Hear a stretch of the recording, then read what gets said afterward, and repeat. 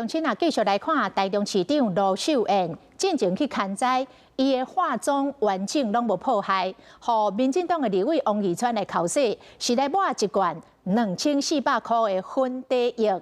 结果有侪网友来批评讲无尊重女性，都参民进党性别平等事务部嘛发声来谴责着王义川。民进党女性的立委嘛认为，政治人物的外形糟蹋，无应该将做批评的焦点。也毋过，民进党的发言人窦冠廷是来挺王义川，伊讲因的性别平等事务部是未审先判。那王义川本人是回应讲，对这段时间所有的批评指教，拢谦虚来接受。所有的批评我都虚心。接受各位的这一个指教。面对争议，亲身来回应，民进党立委王义川，因为正前评论台中市长卢秀燕勘灾的糟蹋，高经体用一罐2000的水粉膏，即马互民进党性平部讲党过，嘛讲阮无要伫亚路的台派。从这个何博文代理秘书长跟卢秀燕市长不同的这个给外界呈现的印象进行我的评论，没有涉及到跟什么。这个性别上的歧视啦，强调无歧视，爱外界嘛失去焦点。不过规个风波互立影内部吵吵闹闹。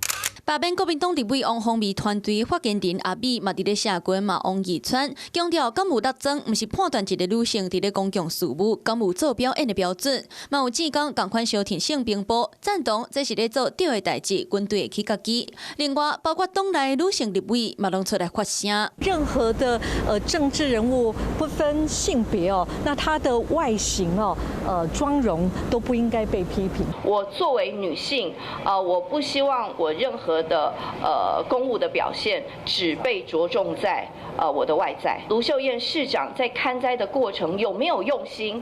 她对于救灾的政策有没有到位？这个是值得被讨论、被检视的。不过，当时民进党的发言人窦冠廷说，针对性平部认为，伫咧定事无关闭的状况之下，未审先判是无管道甲专业的表现。各有请教声称要开除性平部的主任李安勇，即马会是愈烧愈旺。民进党立委林楚英就直接讲，爱互王义川一个说明的机会。有没有按照这个流程跟 SOP 来做认定？对事件的部分有没有给当事人一个说法？我觉得这也非常重要。看到性平风波，一罐水粉膏甲立影画出分界线。Hello， 我是蒋欣梅。想要抢先掌握最及时的新闻资讯吗？赶快订阅、按赞、开启小铃铛，锁定华视新闻 YouTube 频道。